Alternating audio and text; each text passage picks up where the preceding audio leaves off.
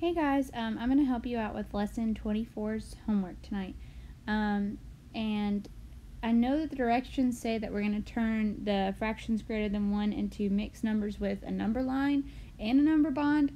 I showed my students with the number bond mainly because the number line was really confusing to them. If you understand the number line and you would like to do it that way, by all means, do the number line and then check your final answers with this video. But I'm going to be showing almost exclusively the number bond because for some reason that's what made the most sense to my students this week.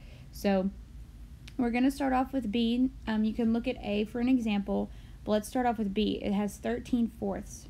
And so what we're looking for is to change this into a mixed number. So really I need to know how many wholes are in that. Well, what helps me is I like to write my times tables out to the side of my denominator. So I'm going to try to get as close to 13 as I can without going over. And it looks like the closest I can get to 13 without going over is 12. So I could decompose 13/4 into 12/4, and then there'll be a 1/4 left over because that's the 12/4 plus 1/4 will give you 13/4. So that's how I chose to decompose it. And because I know that 4 times 3 gives you 12, that tells me that 12/4 is the same thing as 3 wholes, plus that 1/4 that was left over, which leaves me with 3 and 1/4. Now that may have gone a little fast, but I will go a little bit slower on the next example, or you can rewind and watch that again. Let's look at D. It says 15/2. I'm working with halves, so I'm going to write out my 2 times tables over here. I'm just going to count by 2s instead to get close to 15 as I can without going over. Well, that seems to be 14, so 14/2, and that'll leave me with 1/2 left over to give me my 15/2. So I broke 15/2 down into 14/2 plus the 1/2. And I know that 2 times 7 gives me 14, so that means 14/2 is the same thing as 7 wholes plus that 1/2 that we had left over. Okay, let's check out E. It says 17/3. So I'm going to write out my 3 times tables out to the side and get as close to 17 as I can without going over.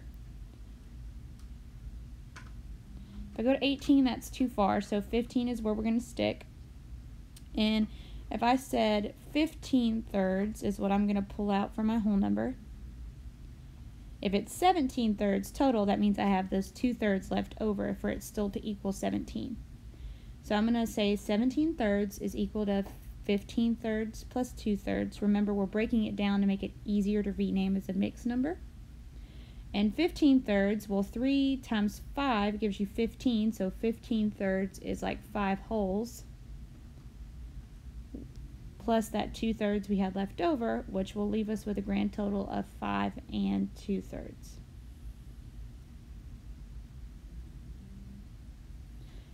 Okay, let's check out the next page. I've already crossed out a few that we didn't need to do because of the denominators. Again, I'm not expecting you to do a number line. If your teacher asks you to, you need to talk to them about making sure your number line is correct, but my students are just doing the number bonds right now.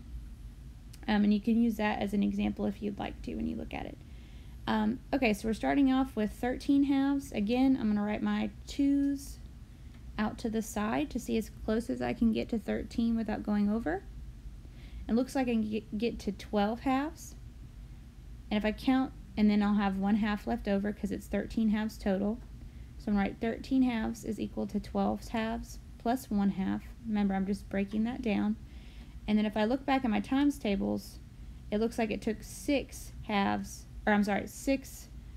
wholes to get the 12/2. And so 6 plus 1/2 is going to give you 6 and 1/2. Alright, let's look at C. I'm going to write out my 4 times table to the side because I'm working with fourths, and I want to get as close to 18 as possible without going over. As close as I can get is 16/4, which will leave me with 2/4 left over because 16 plus 2 gives you 18.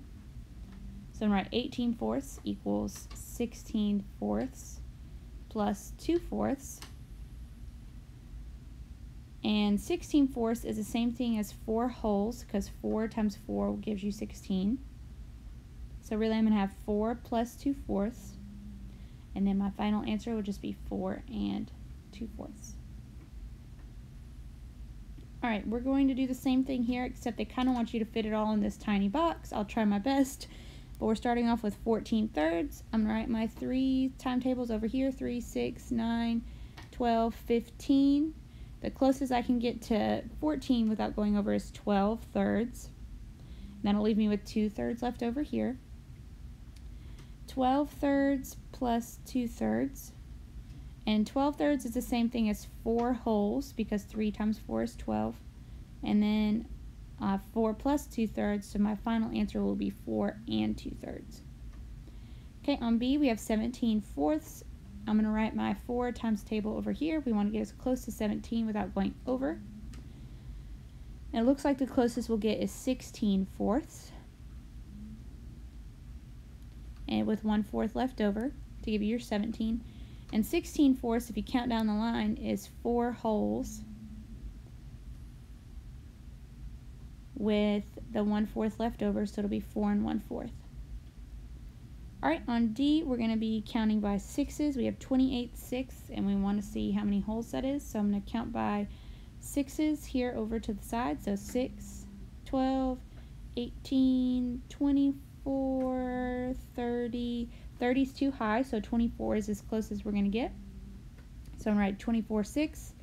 In order to get to 28, that's 4 more 6. So I'm going to have 24 6 plus 4 6. And 24 6 is the same thing as 1, 2, 3, 4 holes and 4 6. Okay, on F we have 37 eighths. So I'm going to count by eighths over here to get as close to 37 as I can without going over. See how many holes we can pull out. Looks like we can get to 32. So I'm going to pull out 32 eighths, which would leave 5 eighths that were not accounted for. So 32 eighths plus 5 eighths will now turn into 32 eighths is the same thing as 1, 2, 3, 4 holes and 5 eighths. Okay, let's look at H. It says 74 tenths. Now tens are pretty easy because it's easy to count by tens, but I'll still list them down here. So 10, 20, 30, 40, 50, 60, 70, and 80 is too much. So we're going to pull out 70 tenths, and we'll have 4 tenths left over. So 70 tenths plus 4 tenths. And 70 tenths, 10 times 7 gives you 70, so it would really be 7 holes and 4 tenths as your mixed number. Okay, and the last one we have is 45 twelfths, so I'm going to count by 12s over to the side. And the closest I can get is 36, because 48 is too much, so I'm going to pull out 36 twelfths. And that means there's going to be 9 twelfths that are not accounted for.